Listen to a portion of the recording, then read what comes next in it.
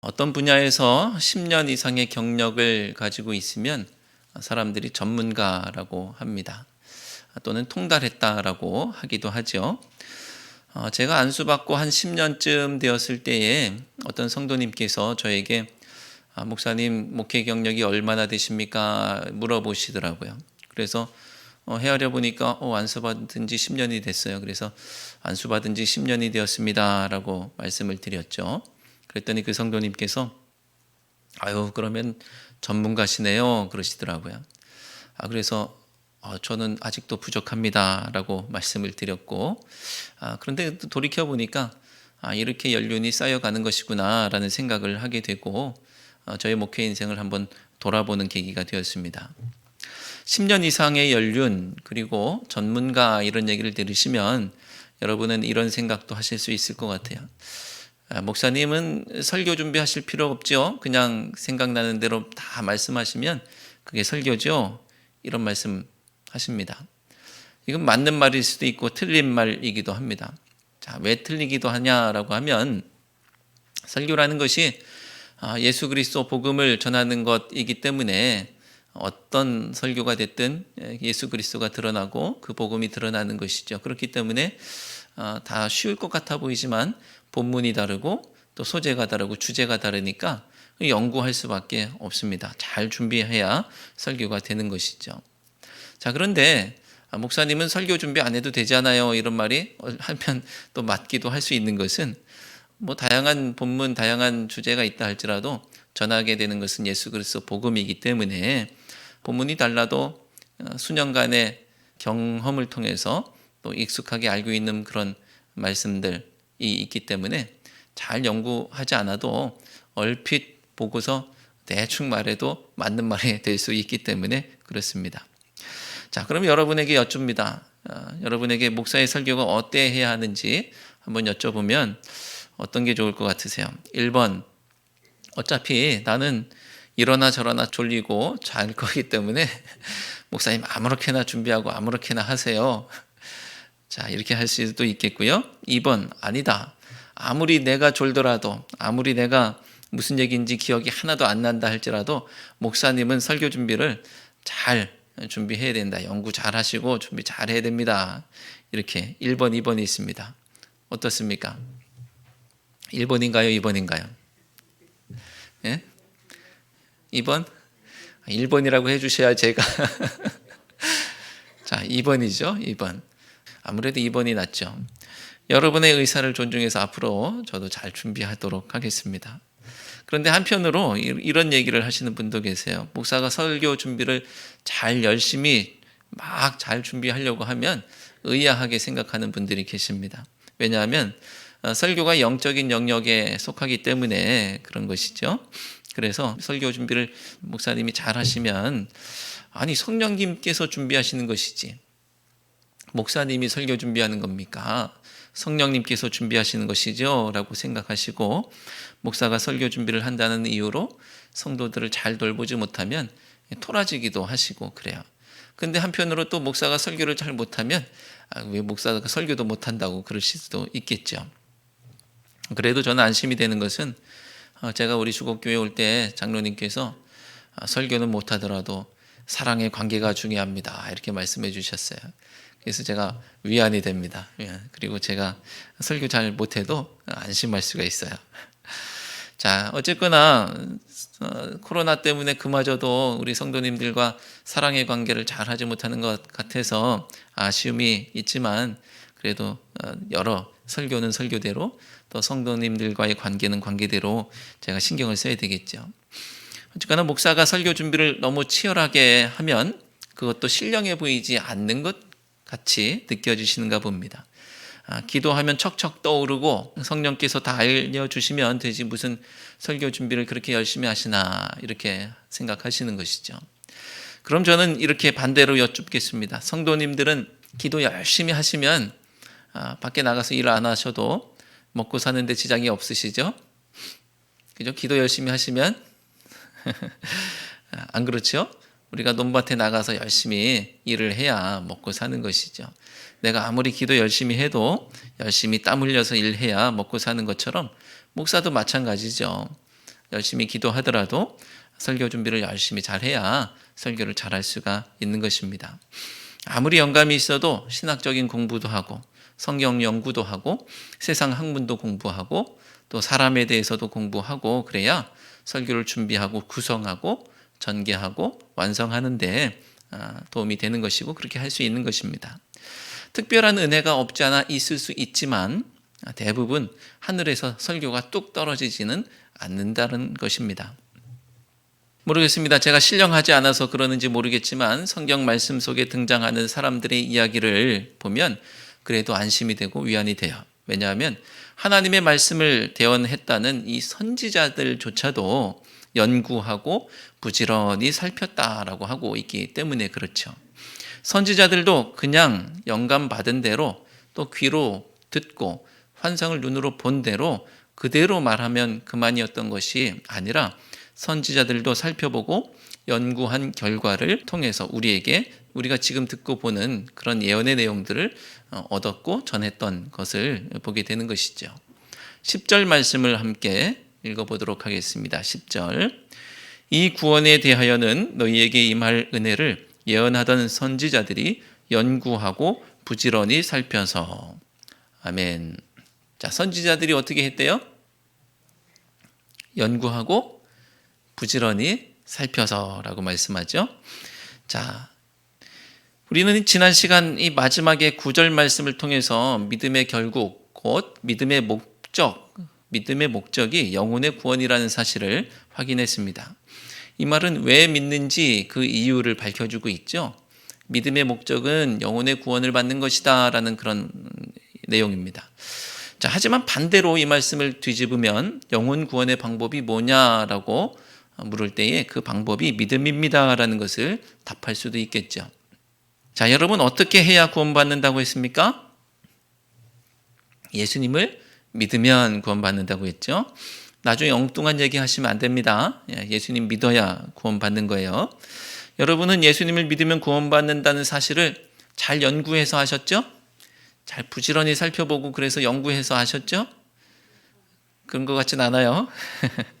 우리는 너무나 쉽게 금방 알고 있는 이 사실을 선지자들은 연구하고 부지런히 살펴서 알게 됐다는 겁니다. 그럼 우리는 선지자들을 향해서 이렇게 말할 수도 있을까요? 혀를 끌끌 차면서 어이구 선지자들이라는 사람이 성경 속 위인이라는 사람들이 그것도 단박에 알지 못하고서 그냥 연구하고 부지런히 살펴서 그걸 간신히 알게 됐나 이렇게 생각해도 되나요? 그렇지 않죠? 우리가 이것을 쉽게 알게 된 것은 다 선지자들의 연구의 결과이고 그들이 부지런히 살폈기 때문에 가능한 것입니다. 그런 성과들이 밑바탕에 깔려 있고 그것들이 축적되어서 우리가 지금 예수 그리스도를 믿음으로 구원받는다라는 사실을 너무나 정확히 알게 된 것이죠. 자, 그렇게 연구한 선지자들의 연구의 결과가 무엇이냐? 구원은 은혜로 받는다라는 것입니다. 자, 10절 말씀을 세번역 말씀 함께 읽어볼까요? 예언자들은 이 구원을 자세히 살피고 연구하였습니다. 그들은 여러분이 받을 은혜를 예언하였습니다. 아멘. 자, 은혜가 무엇입니까? 은혜는 꼭 필요한 것이지만 받을 자격이 없는 사람에게 값없이 주시는 사랑이죠. 자, 예를 들면 죄인은 천국에 올리지도 않고 자격도 없지만 죄인에게는 꼭 천국이 필요하죠. 그러니까 하나님께서는 값없이 주시지 않으면 이 죄인이 그 천국을 받을 수가 없는 거예요. 그래서 구원은 은혜로 주시는 것입니다. 이것은 교회 좀 다녀본 사람이라고 한다면 너무나 당연한 진리인데 당장 교회 문 밖만 나가도 이것을 이해할 수 있는 분이 그리 많지가 않습니다. 성경 시대의 이스라엘은 어땠을까요? 선지자들이야 연구하고 부지런히 살펴봤으니까 구원은 은혜로 받는 것이구나 라는 것으로 알고 있지만 당시의 일반적인 상식은 구원은 우리가 지불해야 하는 값이 있는 겁니다. 소를 잡든지 공로를 쌓든지 정성을 들인다든지 이런 것이 일반적인 생각이었죠. 자, 왜 그럴까요? 누구에게 의지하거나 부담을 주는 것을 꺼리는 생각 때문일 수도 있겠죠. 그리고 세상에서 공짜라는 것, 이 공짜가 어디 있어? 세상에 공짜가 없죠. 그러니 이런 인식 때문일 수도 있을 겁니다. 반드시 값을 지불하려는 마음이 있으니 구원을 은혜로 받는다는 것은 있을 수 없는 일이라고 생각하는 것입니다. 그런데 이런 생각이 설득력이 있고 가능하려면 구원을 값으로 따질 수 있어야 되는 거예요. 내가 구원을 얻기 위해서 은혜가 아니고 내가 값을 지불해서 구원을 받는다라고 한다면 구원은 값으로 따질 수가 있어야 되는데 그게 안 되잖아요. 그리고 그 값을 우리가 지불할 능력이 있어야 되는데 그 능력도 우리에게 없잖아요. 여러분 기억하실 것은 우리의 영혼의 구원은 값으로 따질 수 없는 어마어마한 것이고 우리에게 억만금이 있다 할지라도 치를 수 없는 것입니다. 그리고 우리에게 억만금도 없지요. 그래서 구원은 하나님께서 큰 사랑으로 값없이 은혜로 주시는 것입니다. 영혼의 구원은 어디서나 받을 수 있는 것이라서 그냥 싸구려라서 그냥 주시는 것이 아니라 값으로 매길 수가 없는 것이기 때문에 거저 주시는 겁니다. 이거는 믿음조차도 조건이 되지 않아요. 하나님께서 우리의 믿음을 의로 여겨 주셨을 뿐이지 그것이 조건이 되는 것은 아닙니다. 우리가 아무리 믿는다고 해도 하나님께서 우리를 받아주시지 않으면 아무 소용이 없는 거예요. 하지만 이 구원의 과정은 하나님의 은혜와 우리의 믿음과 성령의 증언으로 유기적으로 통합적으로 일어나는 것이고 믿음은 그냥 단순히 도식적인 조건이 아니기 때문에 우리에게 믿음이 없어도 된다는 말은 아니에요. 구원은 은혜로 받는다라는 것은 하나님께서 주시는 불가항력적인 선물이라는 것을 강조하는 것이지 하나님은 믿음을 싫어하신다, 믿음이 필요 없다, 의미 없다 이런 것은 아닙니다. 내가 믿으니까 구원을 내놓으라고 할 수 없다는 거예요. 하나님 제가 믿잖아요. 구원 당장 내놓으세요. 이렇게 할 수 없다는 거예요. 구원은 수학적인 공식처럼 도식이 아니라는 거예요. 믿으니까 당연히 구원이 있다. 이것은 아니라는 겁니다. 내가 예수님을 영접했으니까 만약에 영접이 구원의 조건이라고 한다면 내가 예수님을 영접했기 때문이 아니라 하나님께서 나를 영접해 주시기 때문에 나에게 구원이 임하는 것입니다. 그래서 이 모든 구원의 과정은 은혜라고 하는 것이죠. 선지자들이 이 구원에 대해서 연구할 때 알게 된 또 다른 사실이 있습니다. 연구의 결과라고 할 수 있겠죠. 이 연구의 결과, 그것은 이 구원의 영광이 있기 전에 그리스도에게 닥칠 고난에 대해서 알게 하셨다는 거예요. 11절 말씀을 함께 읽겠습니다. 11절. 자기 속에 계신 그리스도의 영이 그 받으실 고난과 후에 받으실 영광을 미리 증언하여 누구를 또는 어떠한 때를 지시하시는지 상고하니라. 아멘. 고난 후에 영광이 있다고 합니다. 이것은 두 가지 사실을 우리에게 알려줍니다. 첫째는 하나님의 구원은 예수님의 공생애의 고난과 십자가에서의 고통의 사역, 이것을 전제한다는 것이죠. 예수님께서 우리를 구원하시기 위해서 생명을 잉태하고 해산하는 이 고통을 참아야 했던 산모와 같이 고난을 받으셨다는 것입니다. 이 또한 우리는 너무나 잘 알고 있는 내용이지만 십자가가 서기 수세기 전에 살았던 이 선지자들은 그냥 아는 게 아니고요. 연구하고 부지런히 살펴서 그것도 부족해서 그리스도의 영, 즉 성령께서 증언하셔서 알게 된 내용들입니다. 내가 값없이 받은 선물이지만 주시는 분에게 그 선물이 얼마나 귀한 것이고 값어치가 있는 것인지를 알 수가 있죠. 그러니 우리도 그 선물을 귀하게 받아야 하는 것입니다. 성도도 목회자에게 사랑을 표현할 때가 있고 목회자도 성도에게 사랑을 표현할 때가 있습니다. 성도님들께서 김장도 담아주시고 또 철을 따라 채소와 열매와 또 계란도 담아주시고 또 꽃게도 담아주시고 정말 감사한 일들이 많습니다. 저는 여기에 와서 그렇게 맛있는 과일들 처음 먹어보는 것 같아요. 금방 따서 주시니까 이게 회 같은 거예요. 과일도 회 같은 게 있습니다. 그래서 이렇게 맛있는 게 있구나라는 그런 생각도 해봅니다. 제가 감사 인사를 잘 드리지 못했었는데 이 기회를 빌어서 감사 인사를 드립니다. 감사합니다. 자, 그런데 우리가 정성껏 만들거나 한 것을 선물하고 드렸는데 그것을 귀하게 여기지 않고 하찮게 여긴다고 한다면 우리 마음이 어떻겠습니까?